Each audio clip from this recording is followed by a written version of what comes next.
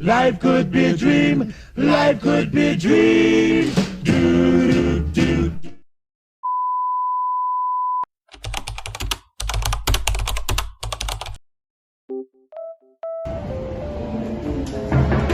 Permisi, Assalamualaikum. Waalaikumsalam. Selamat subuh. Silakan duduk. Kasih. Ya, sebelumnya perkenalkan saya Fitriani selaku ahli gizi di rumah sakit ini yang bertugas pada hari ini. Sebelumnya ada yang bisa saya bantu. Jadi saya sudah melakukan pemeriksaan terakhir dokter di darah dan ini adalah hasil laboratorium yang sudah terbuka. Jadi dari oleh dokter Saya Oke, baik. Mbak, sebelum kita melakukan konseling ini, apakah Mbak bersedia untuk melakukan waktunya selama 60 menit ke depan? baik. Saya bersedia. Jadi dalam konseling kali ini saya berharap Mbak dapat memberikan informasi atau jawaban yang jujur agar dapat membantu jalannya konseling kita pada hari ini. Iya, saya bersedia. Iya, baik. Sebelumnya, apakah Mbak pernah melakukan penimbangan berat badan dan ukuran tinggi badan? Tidak pernah. Baik, jika tidak pernah, kita akan melakukan penimbangan terlebih dahulu. Lanjutkan dengan ukuran tinggi badan. Baik. Ibu silakan. Bisa langsung, Ibu bisa melepas sepatunya terlebih dahulu. Kemudian Ibu naik ke timbangan. Menghadap ke depannya, tangannya lurus. Iya, baik. Selanjutnya, Ibu bisa berdiri di sini untuk mengukur tinggi badannya. Mungkin kaki Ibu bisa rapat ke belakang, kemudian pandang lurus ke depan. Ya.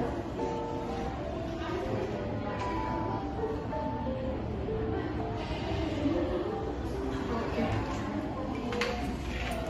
Iya, baik. Kita sudah melakukan pengukuran antropometri ya, Mbak.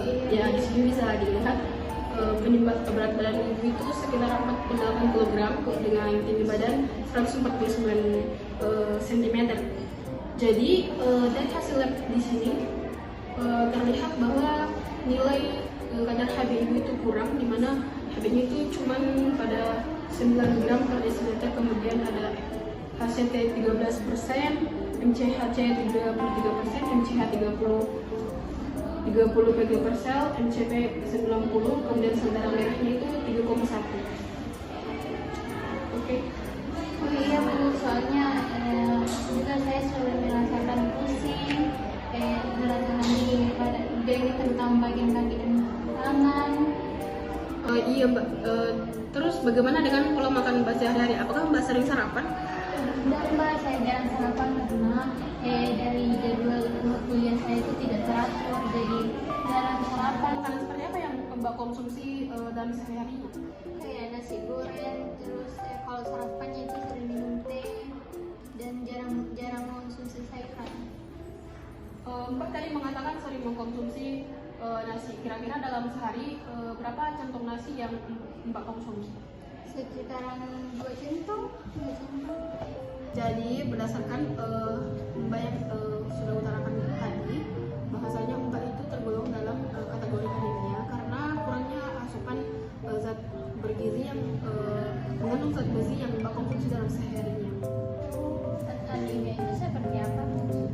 Jadi anemia zat besi ini di mana tubuh kekurangan zat besi ya, disebabkan itu karena kurangnya mengkonsumsi makanan yang mengandung zat besi, di mana jika Mbak mengalami anemia ini, maka Mbak akan merasakan yang namanya lemah, letih, lesu, lunglai, bahkan terkadang penglihatan Mbak itu akan merasa pusing. Wah, ternyata anemia itu sangat menyedihkan. Iya, cukup mengerikan sih, Mbak. Iya, baik Mbak. Apakah Mbak bersedia menunggu saya beberapa menit untuk menghitung kebutuhan Mbak? Baik, Mbak. Baik, sembari Mbak menunggu saya, ini ada leaflet mengenai zat gizi pada anemia. Mbak bisa membacanya terlebih dahulu.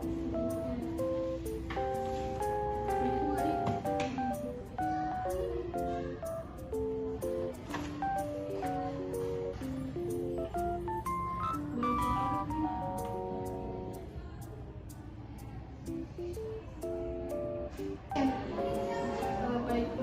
Mbak telah sempat membacanya. Iya Bu, saya sudah selesai.